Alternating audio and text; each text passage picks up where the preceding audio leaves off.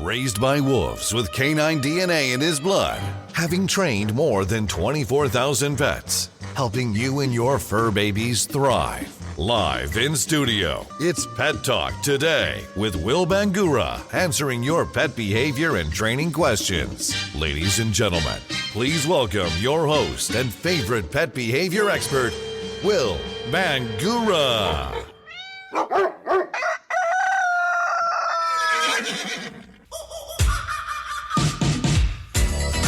Good Saturday morning, pet lovers. I'm Will Bangura, and you're listening to Pet Talk Today here on Facebook Live. We're here each and every Saturday morning from 9 to 10 a.m. That's Pacific time, and also Mountain time. That's 12 p.m. to 1 p.m. Eastern time. We're so glad that you're here. Do us a favor, hit that like button, show us some love, hit that heart button. The more that you hit that like button, the more that you hit the heart button, the more people can benefit from what we have to offer. This is a labor of love for me. I don't get paid to do this, but I'm here to help you deal with all of your dog and cat behavior problems. Maybe you've got a problem with your dog pulling on the leash. Maybe you've got a puppy that is having accidents in the house, or you know how puppies, they like to bite, do that puppy mouthing type of thing, and maybe they're jumping, maybe they're barking, driving you crazy. Then again, maybe you've got a more serious problem. Maybe you've got a dog that has some serious separation anxiety. Maybe you've got a dog that has aggression, maybe fears, maybe phobias. Doesn't matter what kind of problem you have, that's what I'm here to do. I'm here to help you deal with all of your dog, cat, and other pet behavior issues. If you have a question, if you have a problem, if you would like me to help you with your training and behavior issues, do me a favor, go ahead and post your questions in the comments section. And also let us know where you're watching from and what kind of pets that you have.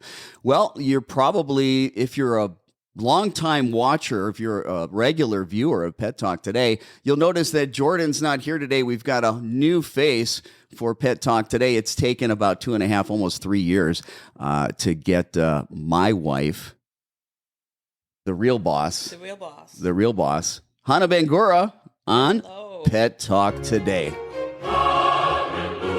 And here you are. Thanks for having me. Well, thanks for being here and kind of pitching in that Jordan is out. Now, we didn't get a chance to really train you to kind of look through the comments and the questions and help me out. I don't know if you're actually seeing into that. Okay, so maybe you'll be able to help me. Now, you're a relatively new pet parent. I am. You got to go to the microphone so we can hear you. Okay, I am. Yeah. Relatively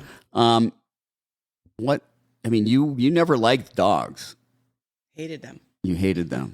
Why? Why did you hate dogs? I wouldn't say I hated them. I didn't think I liked dogs. No? No. And what's happened? I'm a mess. You're a mess. I love my two little puppies. Oh, yes. So you've been bitten by the dog. Converted. You've been bitten by the dog bug, Yes, by the pet bug. You've been converted. I cannot believe I waited this long. Yeah. Okay. Well, cool. One of the things that I want to talk about a little bit today, too, is we've got trick or treat coming. We've got Halloween. And a lot of people have problems with their pets on Halloween because the door's knocking, the bell is ringing, the dogs are going crazy. Maybe they've got a lot of anxiety. So what I might do also is talk a little bit about how to desensitize your dogs to door knocking and the doorbells ringing. And one of the ways you can do that is being very proactive. You can have a helper ring the doorbell or start knocking. And as they're doing that, you want to have the highest value food reward you can for your dog. Maybe, cooked chicken, something yummy, cooked filet mignon. And when the knocking starts, and have your helper knock really light, start feeding, feed, constantly and continuously the whole time that the knocking is happening. And then when your helper stops knocking, stop feeding. And then repeat that. Do that for about 5 seconds. Knock, 5 seconds of feed, stop knocking, stop feeding. Now, you're going to do that for about 5 minutes. Maybe 10 minutes. That's a really long session. 5 to 10 minutes of doing that back and forth. Knocking, feeding at the same time the knocking happens, knocking stops, feeding stops. Then you can do the same thing with the doorbell. Now, if you find when your helper is ringing the doorbell and you're feeding that your dog does not want to take the food, that your dog is going to continue to bark, bark, bark, that means that your dog is over a threshold, which means the sound of that bell is too loud. See, with the knocking, we can knock quiet, and little by little, we can increase the sound of the knocking. With the doorbell, we can't. So you might have to get online, get to YouTube, and get some recorded doorbell sounds and play that over some really good speakers or really good sound system, but you're going to have to play it at the lowest volume. You press play. As the sound of the doorbell happens, you feed, feed, feed, feed, feed, feed, feed. As soon as the sound of the doorbell stops, you stop feeding. It's the same thing as the knocking. Again, very low volume. And you're going to press the play of the doorbell, ding dong, ding dong, ding dong. It's going to go for about 5 seconds. And during the time that you hear that sound, you're going to feed, feed, feed, feed, feed. As soon as it stops, as soon as the sound stops, stop feeding. What we're doing is we're pairing something very positive with a sound, the knocking or the doorbell, that might be causing a little bit of anxiety, and turning that into something positive where your dog can begin to be excited about the doorbell ringing, be excited about door knocking. There's other things that we can do too. Maybe you've got problems when you open that door and new people come over and your dog's all excited and jumping on people. We can begin to use door knocking or the doorbell as the cue for your dog to go to its dog bed and lay down too. So there's a lot of things that we can begin to do. You can have a helper ring the doorbell and you guide your dog to its dog bed, ask it to lay down, and reward your dog. And do that over and over and over and over. It's ding dong, go to your bed, dog gets to its bed, you feed the dog. Now, if you do that over and over and you condition that over and over and over, eventually the command to go to the dog bed is just going to be the doorbell ringing or knocking. So it just takes a lot of repetition. Have you been looking in our comments section? Do we have any questions that you've noticed? I have not noticed one unless I'm not doing All right, it right. let me look and see what we've got going on here. Kimberly, let's see. Kimberly's got a 10-year-old small poodle, and it makes it hard for her to give eardrops. Any suggestions? Okay, so a lot of people have these problems, giving eardrops, cleaning the ears, cleaning the eyes, doing things like that. The first thing you have to do, again, you have to think about it. If what we're doing to our pet is uncomfortable, and if it's not paired with something pleasant or positive, of course, they're going to fight you on that. That just makes sense. We tend to want to go in and dive completely into this when we need to be just creeping up to it and break that down into little baby steps. So the first thing you might have to do with those drops is just show the drops to your dog and give a high value food reward like a piece of chicken. Then get rid of those drops. Show the drops, chicken, get rid of the drops. Show the drops, chicken, get rid of the drops. Show the drops, chicken, get rid of them. We want to get to the point where your puppy is super excited to see that bottle of drops, all right? Because your dog knows, hey, when I see those drops, incredible, yummy, high-value food rewards come. And that's the only time I want you to use those high-value food rewards is just for this problem. Don't use them for other training right now. Now, the next thing you're going to do is you're going to take those drops and you are going to unscrew the cap and you're going to bring it a little bit towards your dog. Now, if your dog, as you're moving the drops towards your dog, if your dog is showing signs of stress or wanting to back off, you have brought those drops too close to your dog too soon. You need to be able to bring it a little bit close to your dog, but your dog not have a care in the world. And so that might be just bringing it an inch towards your dog and giving a reward, pulling it away. Bringing it an inch towards your dog, giving a reward, pulling it away. Doing that over and over and over. So we can condition that, hey, at say 6 inches from the dog's face, the drops can be near the dog's face and you can give a high value food reward and the dog's happy about that. And then little by little, gradually, systematically, you'll be able to bring that bottle closer and closer and closer and closer to the eye. Now, the other thing that you have to do, you have to think about it. How are you going ahead and kind of opening up the eye like that? Because you may have to touch the eye, give a food reward. Touch the eye, give a food reward. Touch the eye, give a food reward. Touch the eye, open it a little, give a food reward. I don't know how you're doing that. Holding the head back and giving a food reward. Holding the dropper up above the eye with the head back and giving a food reward. You haven't even dropped a drop of this yet into the dog's eye. You see, these are all what we call successive approximations. So if you were to take a movie frame by frame by frame, from the time you pick up those eye drops, come all the way over to your dog, get your dog's head the way it needs to be to put those drops in its eyes, you need to be desensitizing every frame, every step, little by little. This might take a few weeks to be able to get your dog comfortable with that. Okay. And you're going to need to practice a bunch. So one of the things that I recommend that you do is that you get some saline. Okay. Because you're going to be doing a lot. We can't be putting medicated drops in your eyes all the time to get them used to it. But you can do that on a regular basis several times a day. When you get to that point, when you have built up to that point and your dog is ready to accept that. But you've got to break this down into little bitty, tiny baby steps. And when you do that, they'll get used to it. Anytime your dog says, I'm not liking this, you just went too far too soon. You need to back up a little bit and pair that with food rewards, make it non-threatening to the dog, and get the dog used to it little by little. It's kind of like dipping your toe in the pool and then putting your ankle in the pool and then your calf and then your knee and little by little getting into the water.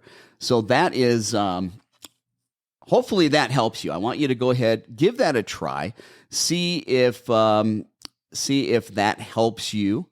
And if it does, please contact us. Let us know how that worked for you. Let's see. We've got Alyssa wanted to thank you. It looked like she tried one of your advice and it worked. What did Alyssa say? She said her puppy Jack has been so great with his reward when he barks, his predator warning, the basics and the new command, no bark. He immediately looks and will look back at the smell of a threat and comes right away knowing he's getting his treat. Thank you. That is awesome. Hey, everybody, hit that like button for her and her dog. Give her some love. Show her some love. Hit that heart button. Hit that like button. We love to hear those stories. And it looks like Rebecca would like to know how to stop a cane corso from jumping on us when we go outside. Okay, so I'm thinking, you say when you go outside. So maybe this is you're going outside. The question I would have, when you go outside, I'm assuming your dog is outside, and then the dog jumps on you. Now, how long has your dog been out there? Has your dog been separated from you, because they're very social, for a long time, and they're overly excited? Okay. Sometimes we have dogs that are crazy excitable in the house, and our solution to that problem is to put them outside, and then they're crazy outside. Now, I don't know if that's a situation, but there's a couple things you have to understand. Your dog loves to jump on you. It's being reinforced. Okay. They want your attention. They want your attention. They want you to touch. They want to hear your voice. They want your attention. So when they're jumping, there's a couple things. One, we can use the principle of negative punishment. Negative punishment means taking away something the animal likes in order to change the behavior and being very consistent. What we can do when the dog jumps is we can turn around and walk away. We're ignoring the dog. Give the dog the cold shoulder. Don't give the dog any attention. Another type of negative punishment, the dog jumps, you can immediately put the dog in a kennel or a crate for 2 minutes. The dog loses its freedom every time it jumps. Every time it jumps, the dog loses your attention. You walk away. Again, negative punishment, you're taking away something that the dog likes. The other thing that you want to do, and you should do this first, and that is teach a alternative behavior that can be highly motivated because you've used high-value food rewards that would be an alternative behavior to jumping. Your dog cannot be sitting and be committed to sitting and be jumping at the same time. It would have to give up one behavior for the other. So you start working a lot of repetition of sit command. Sit, the dog's rear end hits the ground, you give a treat. Sit, the dog's rear end hits the ground, you give a treat. You do that over and over. Then you need to have somebody start doing some distractions, because think about it. You're excitable when you go outside. Or if you've got a problem with strangers coming in and being jumped on, because it's not just us that get jumped on, right? Friends, family, grandchildren, elderly, parents. So we want to be able to teach them that, hey, you don't get any attention until you sit. Jumping does not accomplish anything. We'll teach you how you can get attention, and when you sit, you get attention. When you jump, we walk away, give you the cold shoulder. When you jump, we put you in your crate and kennel for a 2-minute timeout using negative punishment. So that's some of the things that you can begin to try with that, okay? Give that a shot. See how that works. Cane Corso, big dog. We don't want them jumping on kids, that's for sure. You may have to put a leash on your dog to help a little bit, okay? If you got a leash on your dog and the dog comes up to you and you step on that leash, as long as you step on it close to the dog, if they try to jump, it'll stop them. It's almost like a self-correction as well. Thanks for the question. Appreciate that. So there's a question about recall issues. Okay, what is our question? Who is it from?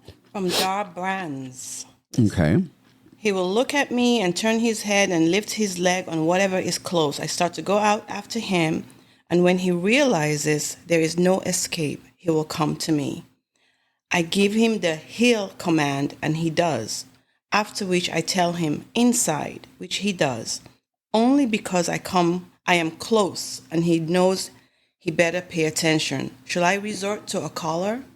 Well, there's a couple of things, okay? You have to be more interesting. You have to be more exciting. You have to be more motivating to your dog than the distractions that are in the real world. So a lot of people, they're like not wanting to use food, or they're like, well, I'm just going to use my dog's kibble or these, cheap little dog treats. No, you need to cut up chicken. You need to have something that's absolutely amazing, okay? And one of the things you can begin to do also is, if your dog doesn't have a peanut butter allergy, get a ladle. Smear a little bit of peanut butter in that ladle. Hold that ladle down next to you. Have that arm down.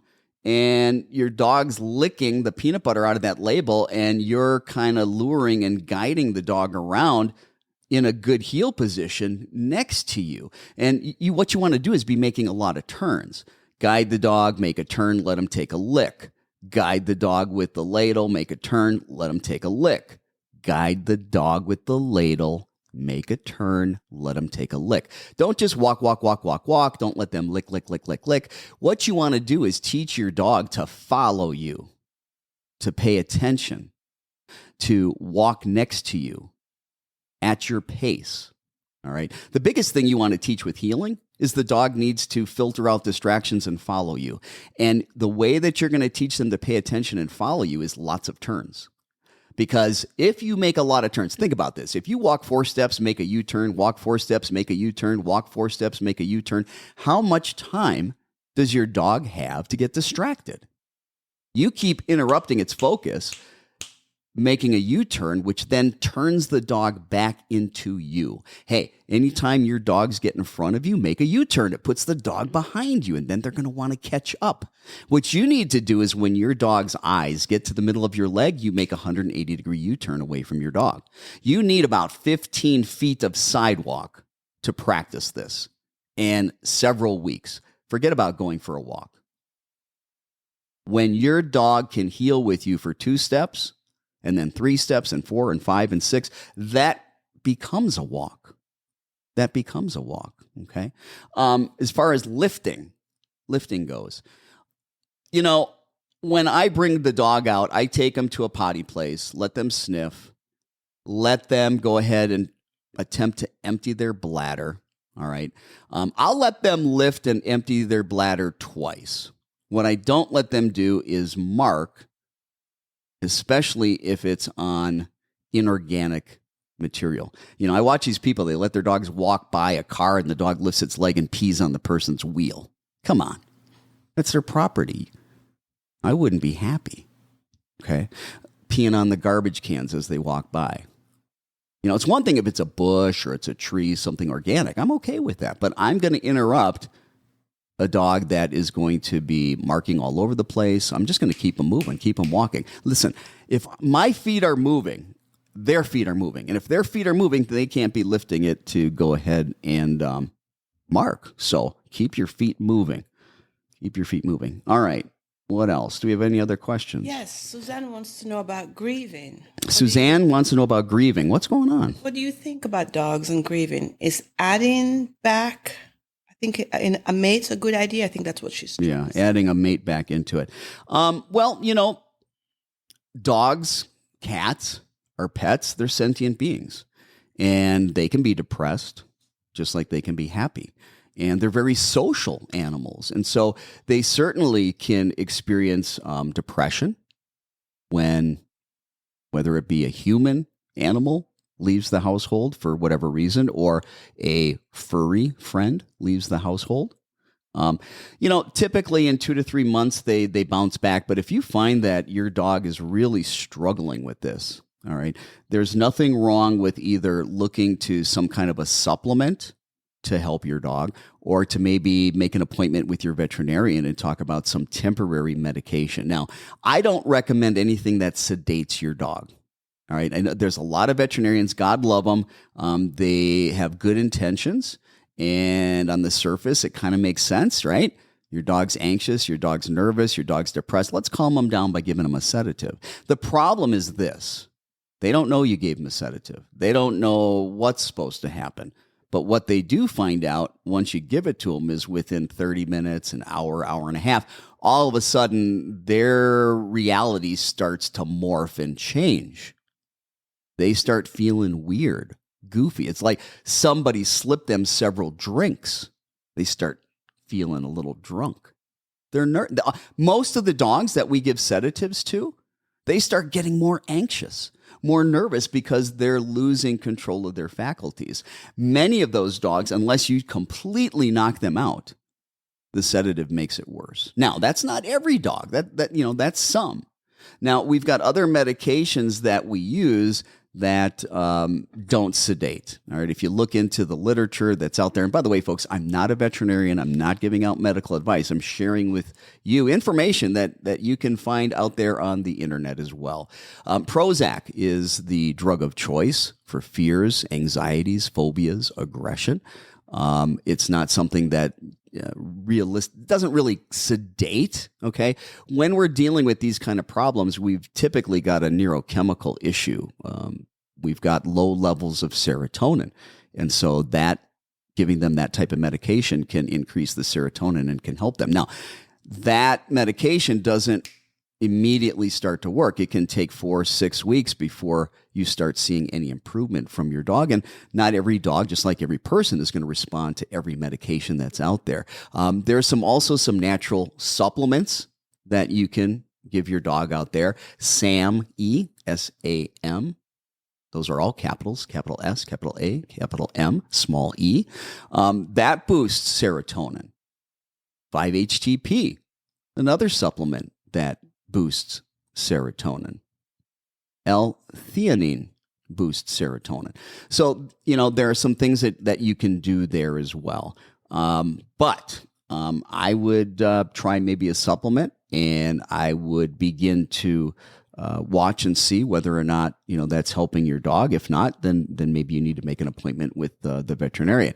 And also, if you're really struggling, get some professional help. I mean, some of these behavior problems are in depth, and they might take 3, 4, 5, 6 months of really intense work to deal with. And unfortunately, with Pet Talk today, we've got an hour, and I'm trying to answer lots of questions. So there's only little bits and pieces that I can give you. There's a lot missing that you might need by hiring a professional. So if you do need some professional help, make sure that you do that. But thanks for that question. Lots of questions. All right. What else do we have, How do I get my female Bichon, 4 years old? Every time the door is open, she runs away. Okay. How can I stop her from running? That is an excellent Yeah, question. it is. It is. All right. So the first thing is we need to teach the dog to wait and not go through the door without permission. Now, what The mistake that a lot of people make, including a lot of trainers, is that they get the dog like within a few inches or right up at the door and ask them to wait. When I'm doing it, I'm asking the dog to wait 3 feet behind the door. Okay. And as I'm walking to the door, when I get think about this. Y'all know what a doorstop is?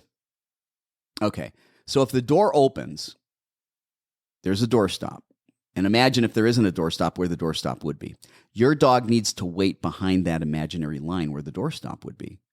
And any movement forward, you're going to be pushing the dog back and giving the dog a command of wait. So what am I doing? I'm walking towards the door. Then I flip and face the dog, and I'm backing up towards the door. Okay? When we get to the point where we're about 3 to 4 feet from the door, where the door opening is the threshold, okay? And typically that's going to be where a doorstop might be, okay? You are going to use your body, your spatial pressure, like a bulldozer. You're going to plow into the dog. Move your body fast. Wait. Just kind of charge into the dog. The dog's going to back up because your body's charging into its personal space. Imagine if I started running up to you, boom, boom, boom, got right in your face. You're going to be like, whoa, you're going to back off. So is your dog. And you're going to say, wait, as you run into the dog and push the dog back with your body posture, your spatial pressure, okay? Then you're going to start backing up towards the dog, towards the door, backing up towards the door, always looking at your dog. If your dog is not moving towards the door, reward the dog with a high-value food reward. But get that food to it quickly, because the dog's going to try to come to the food, which means it'll come to the door, okay? If the dog moves forward, you move into the dog and push it back. Say, wait. Then you back up. If the dog does not move forward, you reward, okay? Now, you want to get to the point where you can wiggle the door handle and the dog's not moving, and you reward the dog. Then you go back and maybe open that door an inch and reward the dog. Now, again, at any point your dog's moving forward, what are you doing? You're plowing into the dog using spatial pressure, your body language to push the dog back. You're saying wait. When the dog doesn't move forward, you're rewarding. When the dog does, you're correcting by saying wait, using spatial pressure, pushing the dog back. Little by little, you'll open that door more and more and more, and you'll have some distractions. You maybe want to have some helpers outside the door, because it's a whole lot different when there's somebody outside that door, okay? And you want to work on this over and over and over. The only way that your dog should be going through that front door is with permission. When you go to open that door, your dog should be 3 to 4 feet away from that door. For me, wait means don't move forward. It doesn't mean stay. I don't care if they run backwards, if they run sideways, if they go outside through the dog door. I don't care. Wait means don't move forward, and I teach the dog that, hey, when I go to the door, you got to be a few feet behind it. And I go through the door first, and then I call you through the door. So that's one thing that you want to do to begin to teach those door manners, okay? It's a very black and white game. The dog starts moving towards the door, you push the dog back. That's a little uncomfortable. You start moving towards the door, the dog stays where it's at, it's waiting, you reward the dog. Very black and white, rewards and consequences. Give that a shot and report back to us. You know, I know a lot of you have the same problem. And Halloween's coming up, trick or treat. Better have some good door manners. Now's the time to be working on that big time, okay? Teaching your dog to go to a bed or a place when the doorbell rings or the door knocks, or you can ask for it so that you can open the door. Again, teaching an alternative incompatible behavior. Your dog can't be laying down on its dog bed and be committed to that and be running out the door, dashing out the door at the same time. You'd have to give up one for the other. So teaching an alternative behavior that has high value food rewards. What you want the dog to do has to be more motivating. You've got to motivate the dog more than what we don't want the dog to do. And there's exciting stuff on the other side of that door. So you better be exciting and you better be rewarding your dog very, very well. Perfect. All right. I'm Will Bangura, and you are watching Pet Talk Today here on Facebook Live. I'm here each and every Saturday morning from 9 to 10 a.m. That's Pacific time and Mountain time. That's 12 p.m., 1 p.m. Eastern time. Do me a favor, hit that like button. and hit the share button so that more people can benefit from this training. Not everybody can afford private in-home training, so I'm here to help you deal with all of your dog, cat, pet behavior, and training issues. Do me a favor, if you've got a question, if you would like some help with your dog or your cat or your pet's behavior and training, put the question in the comments section. Let us know where you're watching and what kind of pets you are. Hit that like button. We appreciate you. All right, let's go to another question. Okay. Julie wants to know, how can I stop my very large, energetic PD from mowing over my 2 elderly and ill dogs? Okay, so the first thing is, initially, you have no control over your dog, right? And you need to have leashes on your dog. Now, did she say 2? 2. Okay. She has 2 elderly ill dogs. And 1 pity that's mowing them over. Okay. So the first thing you need to do, okay, is you need to start, well, I would separate the dogs a little bit. And if you have them out, I would have the pity on leash until you've done the work and done the training to teach the pity to leave the other dogs alone, okay? One of the things you can do, having that dog on leash, you can let your dog begin to go towards your older dogs, and before your dog gets all the way to them, maybe when they get about a foot away, call the dog to you. Run backwards as you call the dog. Whatever you're doing, maybe your dog's name is Bobo. Bobo, come. You start running backwards. Now, make sure you've got high-value food rewards. And as you run backwards, keep running backwards until your dog gets right in front of you, then reward the dog. Okay? Then walk towards the older dog. Now, remember, your pity's on leash. You walk towards the older dog. When it gets to about a foot from that dog, you're going to start running backwards. Dog's on leash, leash is in your hand. You're saying, come, come, come, come. As soon as your dog starts running towards you, you keep running backwards until the dog's in front of you, and then you reward the dog. You're going to do that over and over. Basically, what you're teaching the dog is that when it gets real close to the other dogs, to come to you, and that good things happen. All right? You want to be able to help your older dogs by being able to successfully call your pity away from them. Well, you're going to have to practice that. And right now, you don't have off-leash control. What happens if your dog says, screw you, I'm not coming? What are you going to do? You lose. Always be in a position to win. When you give a cue or command, always make sure that you're in a position to make it happen. That's what the leash is for. It's to help you make it happen until you no longer have to give physical help. And that might be 3 months of doing recalls 10 times a day. I don't know. You can only work as fast as your dog, okay? The other thing I would work on is teaching your dog to go to an elevated dog cot. We call that place, or a dog bed. Teach them to go there, reward them. They start to come off, correct them, put them back on. Again, you can use that spatial pressure that we did at the door for weight. We can use that leash to guide the dog back on the dog cot, the elevated dog cot or dog bed. We call that place. When they get there, we reward that over and over. We want to do a little distraction training. As the dog starts to creep off the bed or the place, use that spatial pressure, say place or bed, help the dog with the leash back on the bed. If you do distraction, and you should be, or your dog's never going to stay, when you do distraction work and your dog takes the bait, put the dog back on command. Do not reward.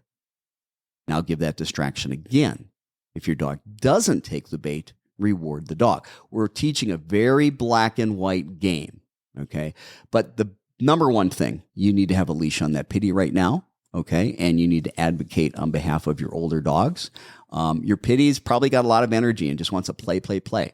And I don't want you to think that this is something that is going to happen without you putting in a lot of time.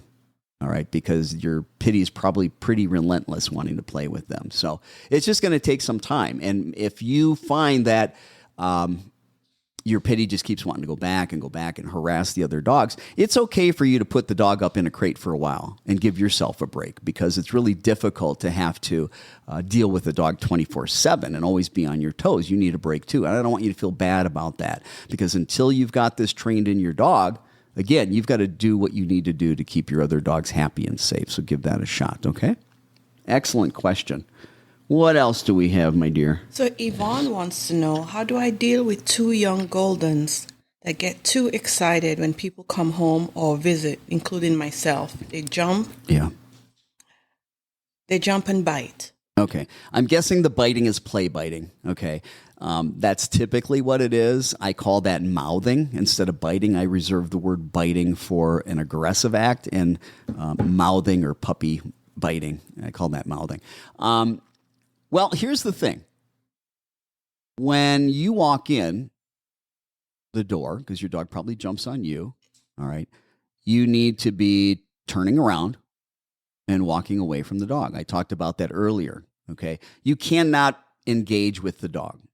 And when you walk in the door, you need to be quiet. Don't say a thing. Don't look at the dog. Don't touch the dog. Don't go, oh, what a good dog, because you get all excited, right? We've missed our puppies. We get home, oh, what a good dog. Oh, and they start jumping, right? We get them jacked up. So the first thing we need to do if we have a dog like that is we need to make sure that when we come home, it is super calm, super quiet.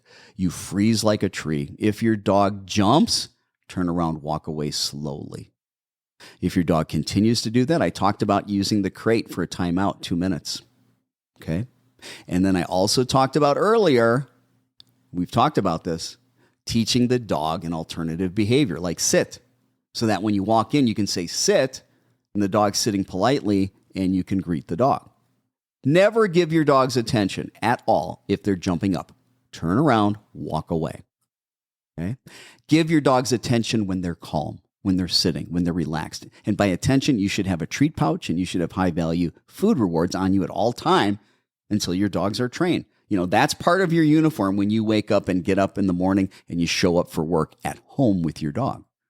You wear your uniform. That's your treat pouch. But those are the things that you need to do.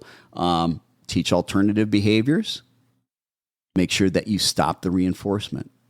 Make sure you take away something that the dog likes if it continues that behavior.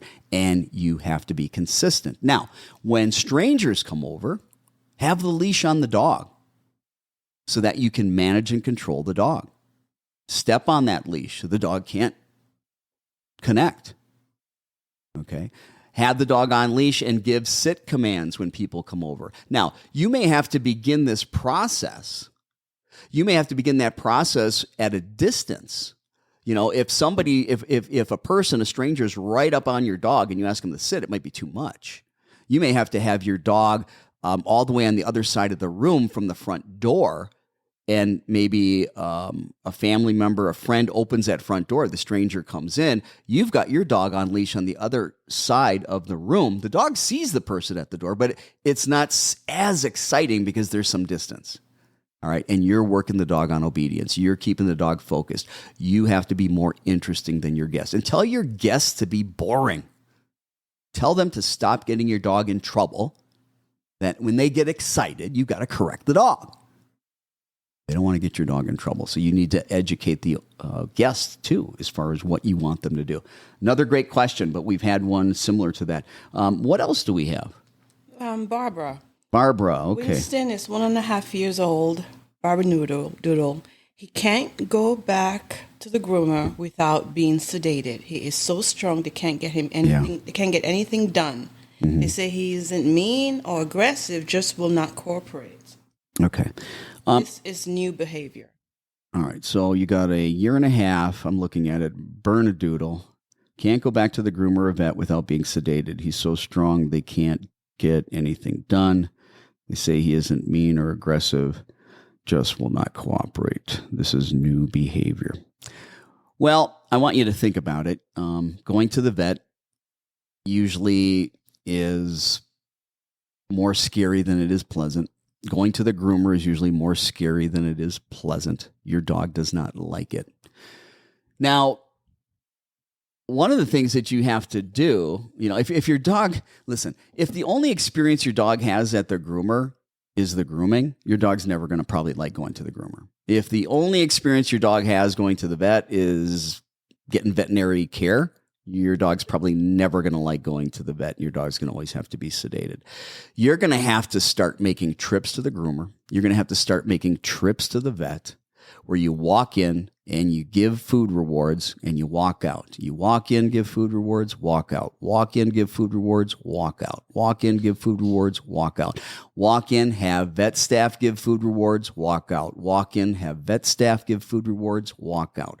Walk in, go into an exam room and give food rewards, walk out. Walk into an exam room, give food rewards, walk out. Same thing with the groomer, okay? All of the equipment. Bring the brush towards the dog, feed, feed, feed, feed, feed as the dog sees the brush and as you lightly touch the dog with the brush. We might be using a comb, same thing. It might be water. We've got to use gradual and systematic desensitization and get your dog used to all these things. Okay. Now, one of the things that you can do, there are what's called fear-free veterinary offices, and there are fear-free groomers. Now, I know you said that, hey, he's not afraid, right? Isn't that what you said? No, he's not aggressive. Not aggressive.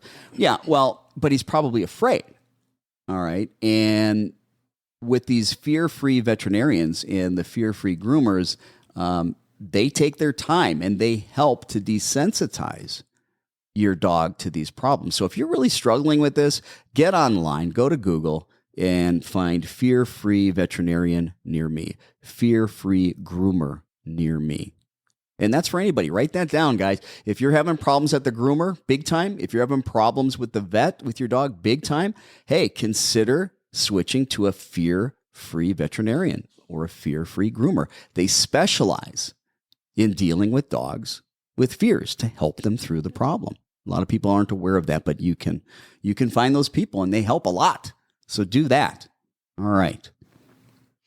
So from Brenda, my daughter is 10 years old. I could take her Labradoodle 7 months for a walk, and the dog pull him run, so she has to run. I'm not really understanding the question. All right. This is from Brenda. Right. My daughter's 10 years old. When she takes the dog for a walk, Labradoodle 7 months, the dog runs, and she has to run, or the dog pulls her, so she won't run. So it sounds like the dog's pulling on the leash hard, and your daughter's having to run after her, okay? Now, I don't think when you got a dog like that your 10-year-old should be responsible for creating the right behavior. You, as the adult, need to be responsible for creating the right behavior, and then you teach your 10-year-old, and you have your 10-year-old involved in that, okay? Most 10-year-olds are not going to know how to deal with that problem. Okay. I did a show here on the Facebook Live, I think maybe 3-4 weeks ago. If you'll scroll through this page after the show and you start looking at past shows, you're going to see that one of the shows I did, and it's in the title, is How to Teach Your Dog Not to Pull on the Leash. How to teach your dog to do loose leash walking. Also, how to teach your dog not to be reactive on leash. Okay. There's lots of steps involved in that, but it's going to require actually teaching your dog how to walk on a leash, how to filter out distractions, how to pay attention, how to follow you, how to stay in position. So scroll down after the show. It's about maybe 2-3. I don't think it's 4 weeks ago. So it's within the last few weeks. So if you look at the last few shows, you will find it. And anybody else that's having a problem with a dog pulling on the leash, a dog that's reactive on leash, look for the Pet Talk Today show on loose leash walking and also how to stop reactivity. Okay? This is a good one. Okay. My 2-year-old dog only eats table food. The previous owner said he ate both, but I bought over $100 worth of dog food and he will not eat it. And he will not eat it for days. Yeah. Okay. I've been doing this a very, very long time, and I used to do board and train. I don't do it anymore. I think board and train's a bad idea. I don't think you should send your dog away for training. You need the training more than your dog does, okay? And it's very stressful for your dogs, and usually when the dogs return home, they're good for 2 to 3 months, if that, and then everything falls apart again. You've wasted your money. Private in-home training cannot, there's no substitute for that. Now, what was her question? The dog will only eat. Yeah, the eating. Okay. So I've had to take a lot of dogs into board and train. And a lot of these people free fed their dogs, where they just let their dogs graze. And they had to be on a really strict schedule when I was working with them. So they had about 5 minutes to eat in the morning and they had about 5 minutes to eat in the evening. And I had dogs that you put the food down because they were used to grazing all day. They wouldn't eat it. And I'd have to pick the food up. I don't have time to wait. And then 12 hours later, I'd put the food down, and because they were a grazer, they wouldn't eat the food, and I'd pick the food back up. The worst dog that I ever dealt with in terms of fighting it went 5 days without eating. Now, some of you are like, oh my God. If you know anything about dogs in the wild, they might go an entire week without eating. Okay? When you start to try to make when you adapt this diet, every time your dog gets finicky, you give them something different. You're encouraging your dog to be finicky because they will realize, hey, if I turn my nose up at the food, they'll keep trying different things, and I'll just wait for the stuff that I like this time. Okay, listen, what you need to do is get a good, high quality pet food. All right. Not cooked food from, I mean, if you're going to cook the food for your dog, you need to know what you're doing. You need to know that this diet is completely balanced and that the dog's getting all of the nutrition. It's not as easy as just, giving table food and thinking they're going to be okay.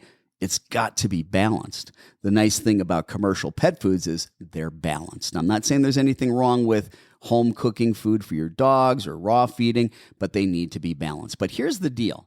Whatever you feed your dog, whatever it is you're going to, and say, this is what I'm feeding it, and stick to it.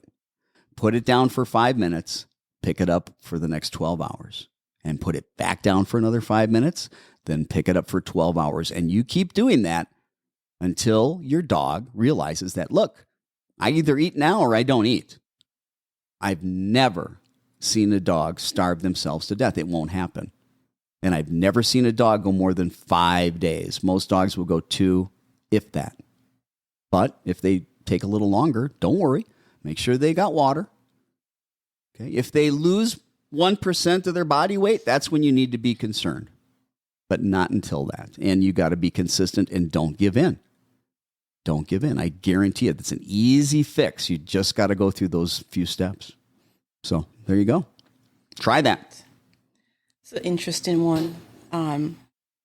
Doggo Argentino, he doesn't like to look at me while walking. He walks with his head down. Walks with his head down. Well, he's walking with his nose down because dogs braille the world with their nose. And as far as looking at you, are you more interesting than all of the smells that are out there? Okay, and there are tens of thousands of different smells for your dog. You go outside, you might smell 3 things. Your dog is smelling 50 things, more than 50 things, and it's intense, okay? Usually that breed is pretty toy-driven. I don't know if your dog likes to chase after a ball if you throw a ball, but if it does, you can use that ball on the walk to get your dog's attention, okay? And what I like to do is you can buy these balls on a string, okay? So you can kind of toss it to the dog and kind of pull a little bit, and you can even pull their head up towards you, okay? See if you can get their attention with the toy. How about using a little bit of food, luring them up to your eyes with that food, okay? When you're walking, make lots of turns. As you keep turning, your dog's going to be like, hey, where are we going? Hey, we're turning again. Where are we going? Where are you going? Where are you going? Keep making turns. Go 5 steps, take a U-turn. 5 steps, take a U-turn. 5 steps, take a U-turn. I guarantee you, if you do that, at some point, the dog's going to be like, huh? Look up at you. When that happens, reward the dog. High-value food rewards, chicken, steak, bacon, hot dog, something super valuable. Your dog's not going to do what you want unless you motivate it. And food is usually that primary motivator, all right? And different foods are more motivating, okay? You give me bread and water versus filet mignon, it's different. Don't be cheap with your dogs. Give them the good stuff if you want to get through this. All right. Marjorie have a question. Marjorie's got a question. All right. My friend's rescue dog, now almost 2 years old, barks continuously at other dogs while lunging hard on leash. Doesn't matter if these dogs are nearby or really far away. Yeah. Yeah. Will So, not respond to any command. yeah. So this is a dog that's highly reactive. You're saying it doesn't matter how close or how far they are. The dog is, reacts no matter what. The dog's way over threshold. Okay. And if you cannot present these triggers to the dog at far enough of a distance where the dog knows that the trigger's there, but is calm and relaxed and doesn't have a care in the world, if that can't happen, hear me again. If the trigger you're trying to get your dog used to, you cannot get it far enough away from the dog for the dog not to be reactive, this is not going to get better without using medication with behavior modification because it's too intense for your dog. We can't expose your dog to it at all because what you're telling me is even if that trigger is so far away, it's like a little speck. You know how when you're in an airplane, you look down and everybody looks like a little ant? So if we're out there outside and that trigger for your dog is just this little tiny thing and we really can't get it far enough away, we can't work with that. We have to use medication to be able to take the edge off of that so that we can actually have a distance that the trigger can be from the dog where the dog knows it's there, but is calm, relaxed, and doesn't have a care in the world. And then we got to go through counter conditioning and desensitization exercises. Okay, and that's where you're going to pair something incredibly positive and make incredibly positive associations with the thing that your dog finds scary or the thing that your dog is reactive to. So, for example, if your dog was cool, calm, and collected with another dog 200 feet away, maybe, I don't know, 500 feet away, 1,000 feet away. The way that the counter conditioning and desensitization would work is that strange dog would come into view of your dog. As soon as your dog sees it, you'd feed constantly and continuously for about 3 to 5 seconds. Then that strange dog or that trigger goes out of sight. As soon as it's out of sight, you stop feeding. And then you repeat that. Trigger comes back into the dog's sight as soon as the dog sees it. Feed, constantly and continuously. Super high value food rewards. Then the trigger goes out of sight, you stop feeding. What we're doing is we're creating an association. And that association is the trigger brings about great things.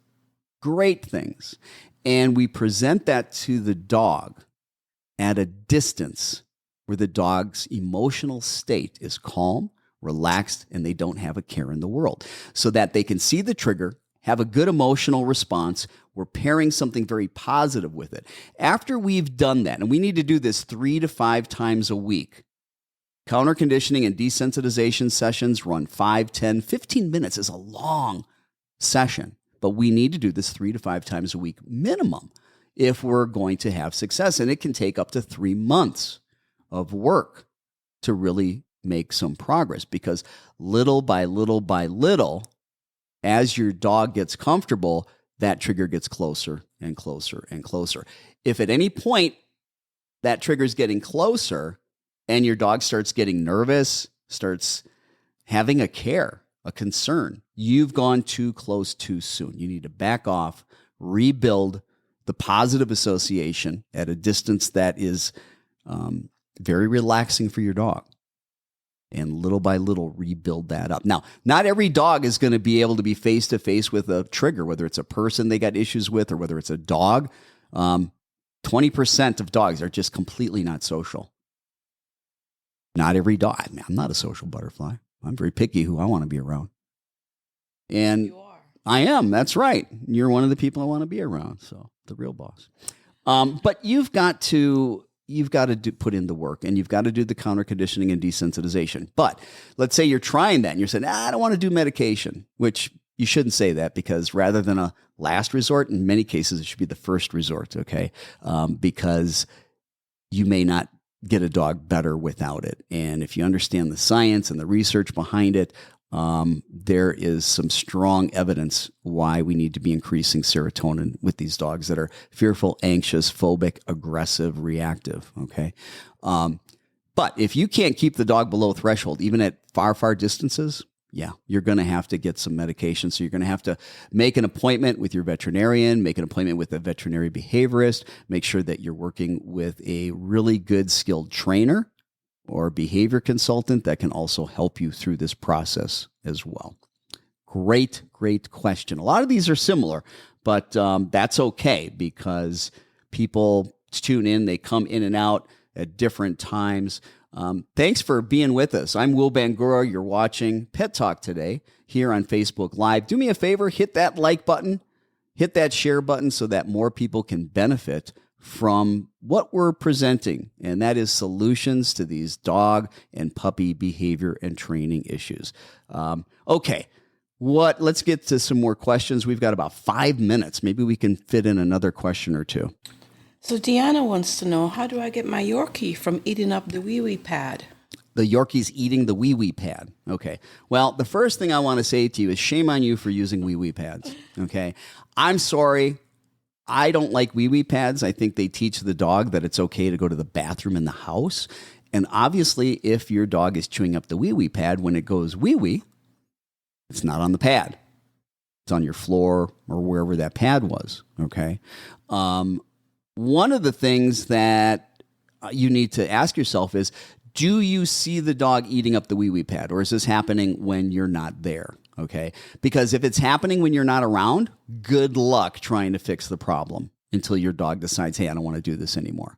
Because if there's not a consequence when your dog's engaging in a behavior you don't want, that behavior is self-rewarding to your dog. Your dog likes it. It's fun.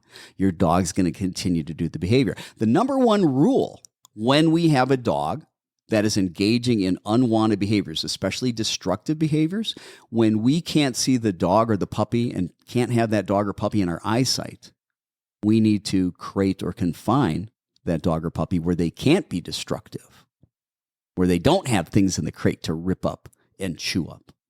And here's the bottom line. If you're going to be doing crate training, then you might as well train the dog properly, potty training, to go ahead and stop using the house as a toilet and start going outside. If you really want to potty train your dog, if you really want to potty train your puppy, do a Google search for the Pet Talk Today podcast. Go to Google Podcasts, go to Apple Podcasts, go to Spotify, any of the hosting platforms for podcasts. Look up Pet Talk Today. Go to Season 1, Episode 16. Again, Season 1, Episode 16, Pet Talk Today. That's 45 minutes of the most in-depth, detailed information on how to potty train the most difficult dog in the world. I guarantee if any of you have problems with marking, potty training, and you need to get that under control, if you'll go to the Pet Talk Today podcast, if you'll go to Season 1, if you go to Episode 16, if you listen to those 45 minutes, if you follow those guidelines from A to Z, you can't help but have success. But it's going to take some work. It's all spelled out for you. If you go ahead and you do it, you're going to have success. I challenge all of you that have potty training issues to go to Season 1, Episode 16. Follow those guidelines. Do that for 30 days, and then check back with us. Let us know how that worked.